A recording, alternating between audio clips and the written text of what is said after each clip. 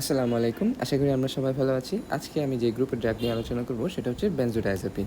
তাহলে আমরা এখানে একটা স্ট্রাকচার দেখতে পারতেছি। এটা হচ্ছে যে বেনজোডায়াজেপিন গ্রুপের ড্রাগগুলোর একদম বেসিক একটা স্ট্রাকচার। এটার মধ্যে আমরা লেফট সাইডে খেয়াল করব যে একটা বেনজিন গ্রুপ আছে যেটার কারণে এটার নাম হয়েছে বেনজো। আর রাইট সাইডের স্ট্রাকচারে আমরা দেখব দুটো নাইট্রোজেন গ্রুপ আছে। এজন্য এটাকে বলা হয় ডায়াজেপাইন। তো প্রত্যেকটা বেনজোডায়াজেপিন ড্রাগের মধ্যে আমরা এই বেসিক স্ট্রাকচারটা কিন্তু খেয়াল করলে দেখতে পারবো। তাহলে এই স্ট্রাকচারের মধ্যে কিছু চেঞ্জ করেই বেনজোডায়াজেপিন গ্রুপের ড্রাগগুলো সাধারণত তৈরি করা হয়। তাহলে এই গ্রুপের ড্রাগের মধ্যে কী কী আছে আমরা ডিউরেশন অফ অ্যাকশন অনুযায়ী এটাকে বিভিন্ন ক্লাসিফিকেশন করতে পারি। যেমন আলট্রা শর্ট অ্যাক্টিং, এর মধ্যে আছে মিডাজোলাম এবং ট্রায়াজোলাম। তো মিডাজোলামের ক্ষেত্রে একটা স্পেশাল প্রপার্টি আছে, সেটা হচ্ছে যে এটার একটা প্রিপারেশন পাওয়া যায় যেটাকে আমরা বলি ইন্ট্রানেজাল প্রিপারেশন। তাহলে এই ইন্টারনেজাল প্রিপারেশনটা সাধারণত ট্রিটমেন্ট হিসেবে ইউজ করা হচ্ছে যে ফেব্রাইল সিজার। এখন ফেব্রাইল সিজারটা কি, সেটা হচ্ছে যে ফিভার উইথ কনভালশন যদি থাকে সেটাকে আমরা বলি ফেব্রাইল সিজার, এবং এই ক্ষেত্রে মিডাজোলাম ইউজ করা যায় ইন্টারনেজাল স্প্রের মাধ্যমে। তারপর আছে হচ্ছে শর্ট অ্যাক্টিং কিছু ড্রাগ। এর মধ্যে আছে যে লোরাজেপাম, টেমাজেপাম, অক্সাজেপাম। ইন্টারমিডিয়েট অ্যাক্টিংয়ের মধ্যে আছে অ্যালপ্রাজোলাম, নাইট্রাজেপাম, ক্লোনাজেপাম।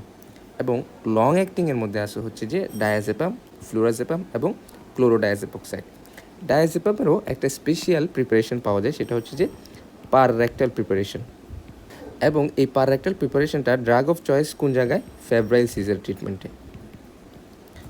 ক্লোরোডায়াজেপক্সাইড সাধারণত ইউজ করা হয় ট্রিটমেন্ট অফ ডেলিরিয়াম ট্রেমেন্সে।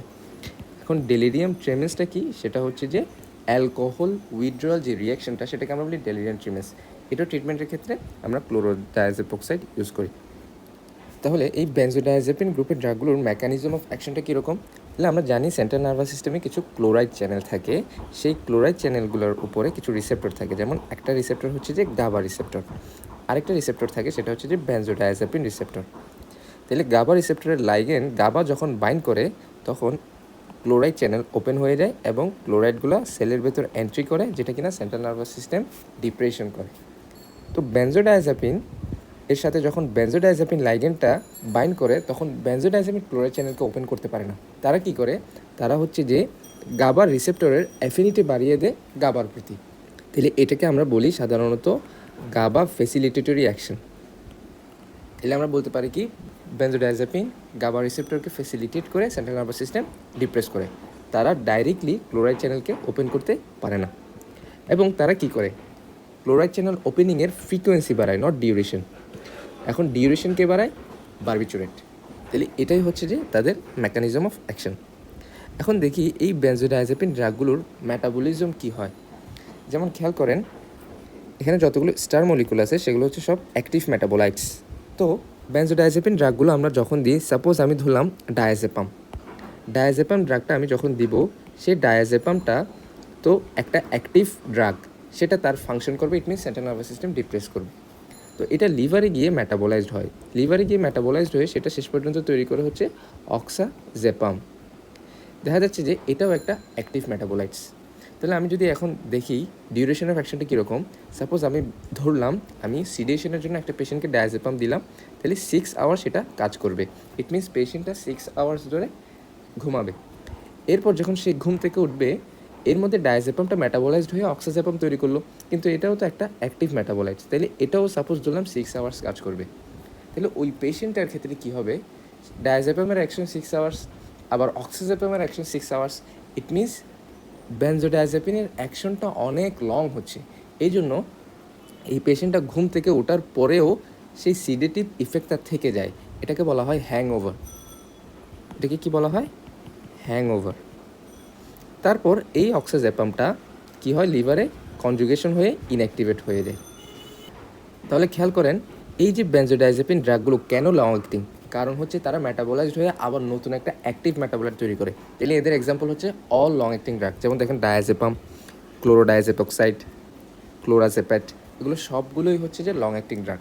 তো এদের কিছু ডিসঅ্যাডভান্টেজ আছে, যেমন আমি একটা অলরেডি বললাম যে এরা হ্যাংওভার প্রডিউস করে। 2 নম্বর হচ্ছে যে এল্ডারলি পেশেন্টদের ক্ষেত্রে এদেরকে ইউজ করা যায় না, কারণ বয়স্ক পেশেন্টরা এইসব ড্রাগের প্রতি খুব সেন্সিটিভ। নাম্বার 3 হচ্ছে যে যদি লিভার ডিজিজ থাকে তাহলে কিন্তু এদেরকে ইউজ করা যাবে না, কারণ এরা লিভারে মেটাবোলাইজড হয়। লিভার ডিজিজের যদি এদের মেটাবলিজমই না হয় তাহলে কিন্তু এদের ডিউরেশন অফ অ্যাকশনটা আরও বেড়ে যাবে। তারপর রেনাল ডিজিজেও আমরা এটাকে ইউজ করতে পারবো না, কারণ রেনাল এক্সক্রিশন হবে না, ডিউরেশন অফ অ্যাকশনটা অনেক বেড়ে যাবে। তারপর হচ্ছে যে এদের টক্সিসিটি হওয়ার সম্ভাবনা অনেক বেশি, কারণ এরা বডিতে অনেকক্ষণ ধরে থাকে। তাহলে এগুলো হচ্ছে যে লং অ্যাক্টিং বেনজোডায়াজেপিনের ডিসঅ্যাডভান্টেজ। তাহলে এই ড্রাগগুলোর ইফেক্টগুলো যাতে না হয় সেজন্য কিছু নিউয়ার বেনজোডায়াজেপিন আবিষ্কার করা হয়েছে। সেগুলো কি? সেগুলো আমরা একটা নিউমেনিক্সি মনে রাখতে পারি যে স্টোল। স্টোল মানে এস দিয়ে হয় শর্ট অ্যাক্টিং। তো শর্ট অ্যাক্টিং ড্রাগের মধ্যে কী কী আছে? টি দিয়ে হচ্ছে যে টেমাজেপাম, ও দিয়ে হচ্ছে যে অক্সাজেপাম, এল দিয়ে হচ্ছে যে লোরাজেপাম, আর ই দিয়ে হচ্ছে যে অ্যাস্টাজোলাম। তাহলে এই ড্রাগগুলো হচ্ছে যে শর্ট অ্যাক্টিং। কেন? খেয়াল করুন, আমি যদি একটা উদাহরণ দেখাই, দেখেন অক্সাজেপাম, আমি যদি এই ড্রাগটাই ওকে দিই তাহলে এটা ডাইরেক্টলি মেটাবলাইজড হয়ে যাচ্ছে এবং ইনঅ্যাক্টিভেট হয়ে যাচ্ছে এবং ইউরিনারি এক্সক্রিশন হয়ে যাচ্ছে। তারপর দেখেন লোরাজেপাম, এরা কোনো অ্যাক্টিভ মেটাবলাইট তৈরি করতেছে না, এরা ডাইরেক্টলি কী হয়ে যায়, কনজুগেশন হয়ে ইনঅ্যাক্টিভেট হয়ে ইউরিনারি এক্সক্রিশন হয়। তাহলে এই ড্রাগগুলো হচ্ছে যে শর্ট অ্যাক্টিং এবং মাচ সেফার। এদের অ্যাডভান্টেজগুলো কী কী? এদের অ্যাডভান্টেজগুলো হচ্ছে যে ঠিক এগুলোর উল্টা, অর্থাৎ লেস হ্যাংওভার। তারপর হচ্ছে যে can be use in elderly patient. তারপর হচ্ছে যে লিভার এবং কিডনি ডিজিজ ইউজ করা যাবে, আর লেস টক্সিক। তাহলে এগুলো হচ্ছে যে এদের অ্যাডভান্টেজ। এরপরে আসেন আমরা এসব ড্রাগের কিছু ইন্ডিকেশন, অর্থাৎ বেনজোডায়াজেপিন কোথায় কোথায় ইউজ করা যায়। লাইক ইনসোমনিয়ার ট্রিটমেন্ট হিসেবে ইউজ করতে পারি, অ্যাংজাইটি ডিসঅর্ডার ট্রিটমেন্ট হিসেবে ইউজ করতে পারি, for sedation and amnesia before and during medical and surgical procedure, pre anaesthetic medication as anticonvulsant, treatment of epilepsy seizure, as muscle relaxant and treatment of alcohol withdrawal. এসব কন্ডিশনে আমরা বেনজোডায়াজেপিনগুলো use করতে পারি। তাহলে এদের কিছু অ্যাডভার্স ইফেক্ট আছে, সেগুলো কি? যেমন এক নম্বর হচ্ছে সিডেশন। এই সিডেশনটা হয় সাধারণত হ্যাংওভারের কারণে, ড্রাগের ইফেক্টটা বেশি থাকে যার কারণে ঘুম থেকে ওঠার পরও ওই সিডেটিভ ইফেক্টটা থাকে। ডিপেন্ডেন্সি, ইট মিনস যদি ওই ড্রাগটা হঠাৎ উইথড্র করা হয় তাহলে উইথড্রয়াল রিয়াকশন দেখা দিবে। এই জন্য আমরা এই ড্রাগগুলোর ক্ষেত্রে গ্রাজুয়াল উইথড্রয়াল করি। 3 নম্বর পয়েন্টটা হচ্ছে যে টলারেন্স। টলারেন্স মানে হচ্ছে যখন একটা ড্রাগ কন্টিনিউয়াসলি লং টার্ম ধরে ইউজ করা হয়, দেখা যায় যে সেম ডোজের ইফেক্টটা আর পাওয়া যায় না, তখন কি করতে হয়? সেম ইফেক্ট পাওয়ার জন্য ডোজকে বাড়াতে হয়। তো এই ক্ষেত্রে বেনজোডায়াজেপিনের টলারেন্স ডেভেলপ করার চান্স অনেক বেশি থাকে। এই জন্য সাধারণত clinically benzodiazepine long term use করা হয় না, don't use, long term use করা হয় না, কারণ এদের টলারেন্স ডেভেলপ করার চান্স অনেক বেশি। এরপর আছে বেনজোডায়াজেপিন টক্সিসিটি হওয়ার সম্ভাবনা বেশি থাকে, যার কারণে কিছু সাইন সিমটমস দেখা যায়, লাইক ড্রাউজিনেস, তারপর হচ্ছে রেসপিরেটরি সাপ্রেশন, তারপর হচ্ছে যে ব্লাড প্রেশার ফলস। তো এইগুলো যখন সাইন সিমটমস আমরা দেখব, এটার জন্য কি আছে? স্পেশাল অ্যান্টিডট আছে। সেই অ্যান্টিডটটা কি আমরা আগেই পড়ছিলাম, সেটা হচ্ছে যে ফ্লুমাজেনিল। এটা হচ্ছে তাদের স্পেসিফিক অ্যান্টিডট। তো এই সিডেটিভ এবং হিপনোটিক ড্রাগগুলো আমরা স্পেশালি ইনসোমনিয়ার ক্ষেত্রেও ইউজ করি। তাহলে ইনসোমনিয়া কি জানার আগে আমরা একটু দেখে আছি যে স্লিপের প্যাটার্নটা কীরকম। তাহলে স্লিপের দুটো স্টেজ থাকে, একটা হচ্ছে যে নন REM স্টেজ, আরেকটা হচ্ছে যে REM স্টেজ। REM মানে হচ্ছে যে র্যাপিড আই মুভমেন্ট। এখন কোয়েশ্চেন হচ্ছে যে আমরা কখন ড্রিম দেখি? অ্যান্সার হচ্ছে আমরা দুটো স্টেজেই ড্রিম দেখি, কিন্তু কোন ড্রিমগুলো আমাদের মনে থাকে সেটা হচ্ছে যে র্যাপিড আই মুভমেন্ট স্টেজে যে ড্রিমগুলো দেখি সেগুলোই আমাদের মনে থাকে। কীভাবে মনে রাখবো? REM, it means dream can be remembered. Non REM, it means dream can not be remembered. Okay, non REM এর আবার কয়েকটা স্টেজ আছে, যেমন স্টেজ 0, এখানে পেশেন্ট ইজ অ্যাওয়েক। স্টেজ 1-এ eye is close but easy to wake up. Stage 2-তে person is in sleep, heart rate কমতে থাকে, টেম্পারেচারও কমতে থাকে, এটাকে আমরা থিটা ওয়েভ বলি, স্লিপের ওয়েভের মধ্যে থিটা ওয়েভ। আর স্টেজ 3 এবং 4-এ পেশেন্টে ডিপ স্লিপে থাকে। দেখা যায় যে এই স্টেজগুলোর কিছু ডিউরেশন আছে। টোটাল আমরা যদি ডিউরেশন অ্যাড করি তখন দেখবো যে সাপোজ 100 মিনিট, আর র্যাম স্লিপের ডিউরেশনটা হচ্ছে 20 মিনিট। তাহলে আমরা যদি দুটো যোগ করি, খেয়াল করব যে টোটাল হয় 120 মিনিট অর 2 আওয়ার। ঠিক আছে? তাহলে স্লিপের এই যে স্টেজগুলো আর ফেজগুলো, এগুলো কিন্তু রিপিটেডলি রিসাইক্লিং হতে থাকে, অর্থাৎ নন র্যাম স্লিপ 100 মিনিট পরে আবার র্যাম স্লিপ, 20 মিনিট পরে আবার নন র্যাম স্লিপ, আবার র্যাম স্লিপ, এভাবে ঘটতে থাকে। তাহলে 4বার যখন আমাদের এই রিসাইক্লিংটা হয় তখন কত হয়? তাইলে 8 ঘন্টা। তাহলে 8 ঘন্টা পর আমাদের ঘুমটা ভেঙে যায়। তো এখান থেকে বোঝার জিনিস হচ্ছে যে এই যে স্টেজগুলা, এগুলোর কিছু ডিউরেশন আছে। যেমন মনে করি স্টেজ 0টা হচ্ছে যে 10 মিনিট, স্টেজ 1টাও হচ্ছে যে 10 মিনিট, স্টেজ 2টা হচ্ছে যে 30 মিনিট, স্টেজ 3টা হচ্ছে যে 20 মিনিট, আর স্টেজ 4টা হচ্ছে আবার 30 মিনিট। টোটাল 100 মিনিট হচ্ছে যে নন র্যাম স্লিপের স্টেজগুলো। আর র্যাম স্লিপ আমি ধরলাম যে এটা 20 মিনিটস। তাহলে এগুলো হচ্ছে যে স্টেজগুলোর ডিউরেশন।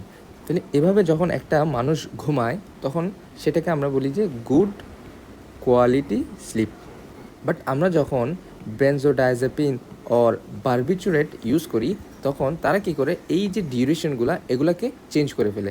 লাইক এটা হচ্ছে 5 মিনিট, এটা হয়ে যায় 15 মিনিট, এটা হয় সাপোজ 40 মিনিট, এটা হয় সাপোজ 10 মিনিট, এটা হয় আবার 30 মিনিট, এটা হয় আবার 20 মিনিট। তো এরা কী করে, স্টেজগুলোর ডিউরেশনগুলো চেঞ্জ করে ফেলে, যার কারণে যে স্লিপটা হয় সেটা হচ্ছে যে ব্যাড কোয়ালিটির। তাহলে দেখা যাচ্ছে যে বেনজোডায়াজেপিন আর বারবিচুরেট ইউজ করার ফলে আমি একটা পেশেন্টের ইনসমনিয়া ট্রিটমেন্ট দিলাম, কিন্তু তার ঘুমটা ব্যাড কোয়ালিটির, অর্থাৎ সে প্রপার রিফ্রেশমেন্টটা পাচ্ছে না।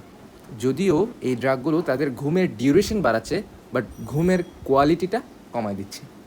তো ইনসমনিয়া কী জিনিস? ইনসমনিয়াটা হচ্ছে যে সাপোজ কোনো পেশেন্ট 10টা বাজে ঘুমাতে গেল, ঠিক আছে, তো তার যে ঘুম আসে সেটা সাধারণত 10টা 15 মিনিটে আমরা সাপোজ ধরলাম। তাহলে এই যে ডিউরেশন, এটাকে আমরা বলি হচ্ছে যে latency of slip onset, latency of slip onset. তাহলে একটা নর্মাল মানুষের 15 থেকে 20 মিনিটের মধ্যে ঘুম চলে আসে। তবে ইনসমনিয়াতে প্রবলেম হয়, সে 10টা বাজে ঠিকই ঘুমাইছে, কিন্তু তার ঘুম আসতে সময় লাগে 2 PM, 2-3 ঘন্টা। তো তাদের latency of onset of sleep, এই ডিউরেশনটা অনেক বেশি। তাহলে আমাদের ইনসমনিয়ার যে ট্রিটমেন্ট, সেই ট্রিটমেন্ট প্ল্যানটা হচ্ছে যে আমরা এই লেটেন্সিটাকে কমানো, ডিক্রিজ লেটেন্সি, এটা হচ্ছে যে আমাদের ট্রিটমেন্ট প্ল্যান। অর্থাৎ আমি যদি এই লেটেন্সিটাকে কমিয়ে আমি যদি 10-30-র মধ্যে নিয়ে আসতে পারি, তাহলে তার ইনসমনিয়া ট্রিটমেন্ট হবে।